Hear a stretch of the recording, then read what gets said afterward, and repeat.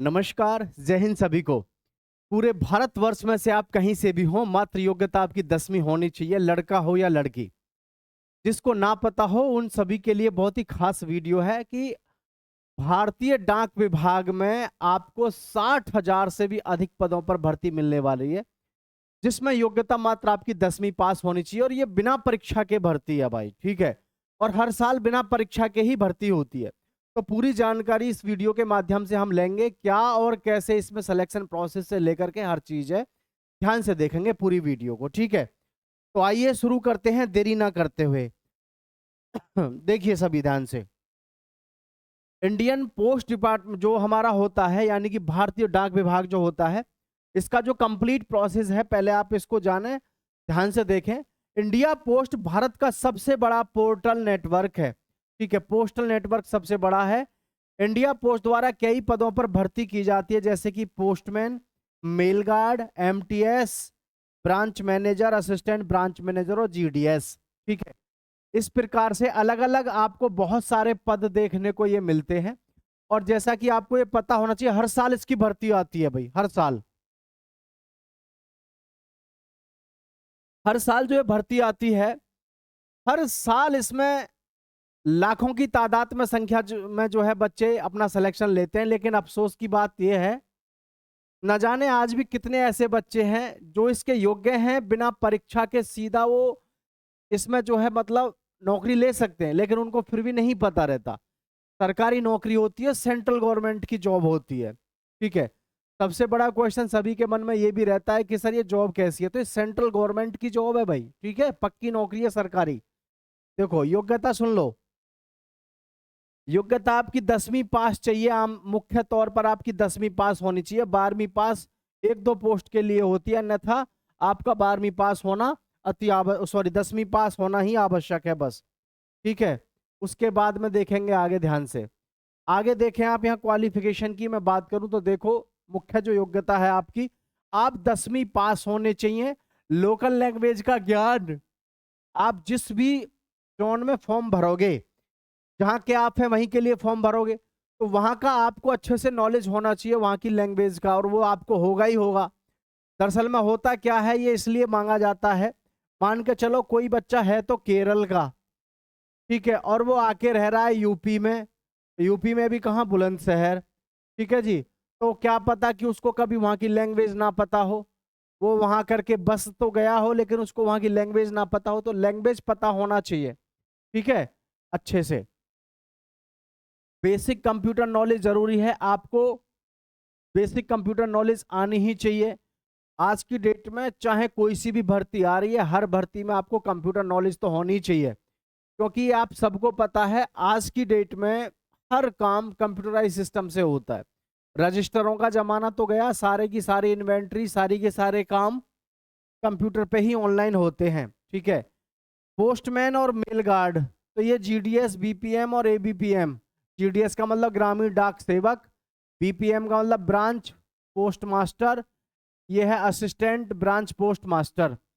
और पोस्टमैन और mail guard, इनके लिए 12वीं पास चाहिए, बेसिक आपका कंप्यूटर नॉलेज चाहिए, लोकल लैंग्वेज। और जो एमटीएस है, एमटीएस के लिए आपका 10वीं पास होना अनिवार्य है। बाकी जो इसका डिटेल्ड नोटिफिकेशन आना बाकी है नई भर्ती का, तो उसमें जैसे ही नया नोटिफिकेशन आएगा उसमें एक बार चेक कर लेंगे क्वालिफिकेशन वगैरह और सारी चीज़ों को लेकर के, ठीक है। तो फिलहाल इसमें जो काम की चीज़ें हैं उस पर मैं आप सभी के साथ में चर्चा करूंगा जी। एज लिमिट देख लीजिए, एज लिमिट काफ़ी है। जीडीएस, बीपीएम और एबीपीएम 18 साल से लेकर के 40 वर्ष की उम्र सीमा आपकी होनी चाहिए। देखो एक बात ध्यान रखना, जैसे इसमें 18 से लेकर के 40 वर्ष की उम्र सीमा है, ठीक है, ये जो है जनरल और ईडब्ल्यूएस के लिए है, ठीक है, जनरल और ईडब्ल्यूएस के लिए है। और इसमें जब ओबीसी की देखी जाएगी तो ओबीसी की हो जाएगी आपकी 43 वर्ष तक, और एससी और एसटी की हो जाएगी आपकी 45 वर्ष तक। यानी कि इसमें आपकी उम्र सीमा की कोई दिक्कत नहीं है। इतनी उम्र सीमा है कि आप कभी भी हो तो इसमें फॉर्म डाल सकते हैं। और ये जो उम्र सीमा है ये किसके लिए है? जीडीएस, बीपीएम और इनके लिए है। पोस्टमैन और मेल गार्ड के लिए 18 से 27 वर्ष है। अब जैसे पोस्टमैन है या फिर गार्ड है, इनके लिए उम्र सीमा आपकी 18 से लेकर के है 27 वर्ष। ठीक है, तो भाई ओबीसी के लिए कितनी हो जाएगी? ओबीसी के लिए हो जाएगी आपकी 30 वर्ष। एससी और एसटी के लिए कितनी हो जाएगी? 32 वर्ष। क्योंकि 2-3 साल की छूट मिलती है ओबीसी को और 5 साल की मिलती है एससी एसटी को, तो आपके पास में गोल्डन अपॉर्चुनिटी रहेगी। एमटीएस 18 साल से लेकर के 25 वर्ष। 18 साल से 25 वर्ष किसकी रहेगी? एमटीएस की। एज रिलैक्सेशन यहाँ दिया हुआ भी है, 3 वर्ष का ओबीसी को, एससी एसटी को 5 वर्ष का और पीडब्ल्यूडी को 10 वर्ष का। जो भी बच्चा पीडब्ल्यूडी है उसको तो इसमें अपना फॉर्म डालना ही चाहिए, क्योंकि इनकी जो मेरिट होती है वो काफ़ी डाउन जाती है। ठीक है, और इसमें बहुत आराम से सिलेक्शन होने के चांसेस भी रहते हैं भाई। तो मैं एक बात सभी से कहना चाहूँगा, आपके जो भी रिलेटिव हों, सगे संबंधी जो भी हों, जो पीडब्ल्यूडी हों, उनके पास, यानी फिजिकल हैंडीकैप्ड हों, जो भी जो दिव्यांग हैं, उनके पास ज़रूर भेजिएगा इसको। क्योंकि देखिए ये बहुत जोरदार भर्ती होती है जिसमें सिलेक्शन यूं ही हो जाता है, पता भी नहीं चलती है। इसमें ना रिटन देना है ना इंटरव्यू देना है ना, प्रोसेस है जिससे केवल आपको गुजरना है। और प्रोसेस सीधा सीधा सा है, आपको मुख्य तौर से वह फॉर्म डाल देना है। ठीक है, आगे देखेंगे ध्यान से। एप्लीकेशन प्रोसेस देख लो सभी ध्यान से। इसका एप्लीकेशन जो प्रोसेस रहता है, स्टेप फर्स्ट, ऑफिशियल वेबसाइट पे आपको विजिट करना होता है, https Indian postal gds online.government.in। ठीक है, इस पोर्टल पर आपको जाना होता है, वहाँ रजिस्ट्रेशन करना होता है, मोबाइल नंबर और ईमेल आईडी से रजिस्ट्रेशन करें। फिर एप्लीकेशन फॉर्म को पूरे को आपको भर देना है, पर्सनल डिटेल भरनी है और एजुकेशन क्वालिफिकेशन भरनी है। ठीक है, लेकिन एक बात ध्यान रखें, पर्सनल डिटेल्स में आपको ये ध्यान रखना है कि गलत सलत ना भरें, सही तरीके से अपनी पर्सनल डिटेल भरें। बहुत से बच्चे क्या करते हैं कि अपनी परसेंटेज ज़्यादा लिखवा देते हैं, फिर बाद में पता चलता है खुद परेशान, भर्ती बोर्ड परेशान। तो ऐसे काम ना करें, ये ध्यान रखें कि आपको जो है वही परसेंटेज भरवाना जो आपके पास में ओरिजिनल डॉक्यूमेंट्स में है। क्योंकि डॉक्यूमेंट्स तो चेक होंगे, आपको वहाँ बाहर करा जाएगा, फालतू में आप यहाँ से वहाँ परेशान होगे, इधर उधर भागे फिरोगे, कोई मतलब नहीं रहेगा।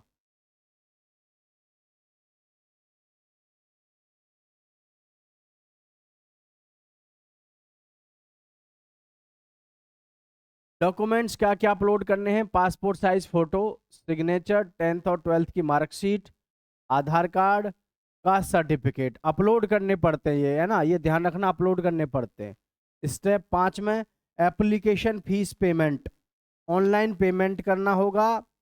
फाइनल सबमिट करें, फॉर्म सबमिट करके प्रिंट निकाल लें। भाई प्रिंट निकाल लेना, क्योंकि सिलेक्शन का जो असली पता चलेगा वो आपको यहीं से पता चलेगा।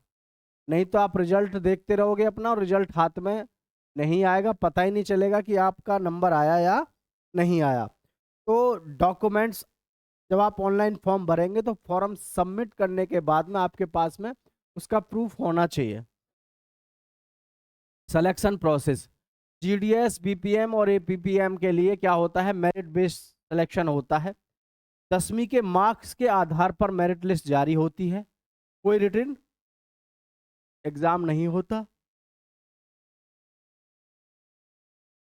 Document verification, original document check होंगे, मेडिकल वेरिफिकेशन होगा, बेसिक मेडिकल फिटनेस ज़रूरी है। ठीक है, बेसिक मेडिकल फिटनेस ज़रूरी है। और सबसे जो अहम चीज़ है, आपके डॉक्यूमेंट वेरिफिकेशन होंगे, जितने मार्क्स आपके वास्तव में हैं फॉर्म भरवाते समय पे उतने ही भरें। ठीक है, आगे की प्रक्रिया आपको बताना चाहेंगे। मेल गार्ड और एमटीएस, तो मेल गार्ड और एमटीएस वाले बच्चों के लिए देखें ध्यान से, सिलेक्शन स्टेजेस जो रहेंगी, रिटन एग्जाम होगा, डॉक्यूमेंट वेरिफिकेशन होगा, मेडिकल एग्जामिनेशन होगा। एग्जाम पैटर्न जो रहेगा, पोस्टमैन, मेल गार्ड और एमटीएस के लिए जनरल नॉलेज के 25 क्वेश्चन होंगे, मैथ के 25 क्वेश्चन होंगे, रीजनिंग के 25 क्वेश्चन होंगे, हिंदी या इंग्लिश के 25 क्वेश्चन होंगे। यानी आप सीधा सीधा समझिएगा कि जितनी भी हमारी परीक्षाएं अदर चल रही हैं सेम टू सेम वही परीक्षा इसमें आपकी लगेगी। लेकिन तमाम बच्चों को मैं एक चीज़ से इंश्योर करना चाहूँगा कि ये मत समझ लेना कि आप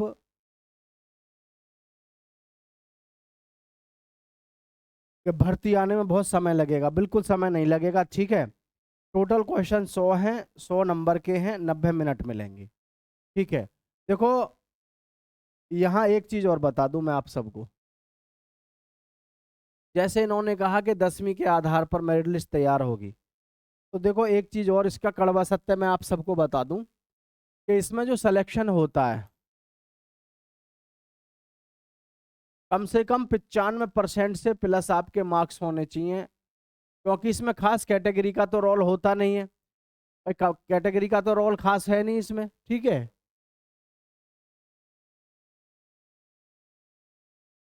तो इसमें जो सिलेक्शन होगा आपके कम से कम 95% आपके मार्क्स होने चाहिए, कम से कम 95% प्लस हैं। 98, 97, 98 उन्हीं का सिलेक्शन ज़्यादातर होता है।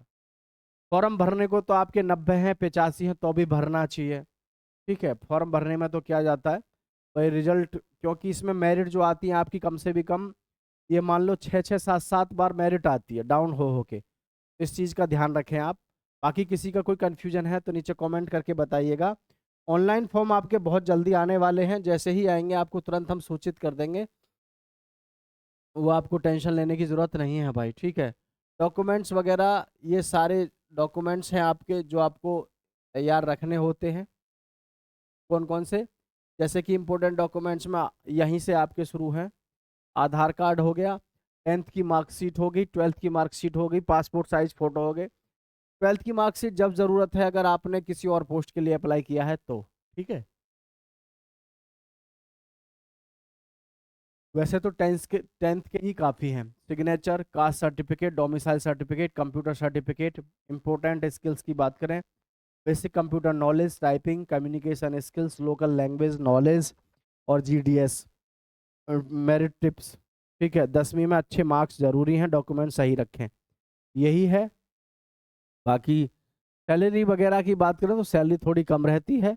आप यहाँ देख सकते हैं जो ABPM होता है उसकी सैलरी लगभग 29,000 है, GDS की लगभग 24,000 तक है, पोस्टमैन की लगभग 70,000 के आसपास है, मेल गार्ड की 70,000 हो सकती है, MTS की हो सकती है 56 के आसपास में, plus DA, HRA, pension, medical facility, leave benefit, extra कुछ चीज़ें भी मिलती है। तो कुल मिला के भर्ती होने में कोई दिक्कत नहीं है। सैलरी हाँ थोड़ी कम रहती है, बट सरकारी नौकरी मिल जाए प्राइवेट सेक्टर से तो ठीक है। सभी साथी चैनल को सब्सक्राइब कर लेना, दोस्तों के साथ शेयर कर देना। इसकी वैकेंसी हर साल आती है और अब समय हो चुका है। अगस्त और सितंबर में इसकी भर्ती हर साल आती है, ठीक है। जैसे ही फॉर्म शुरू होंगे आपको हम यहाँ से बता देंगे, तो चैनल को सब्सक्राइब करके रखना साथियों। जय हिंद।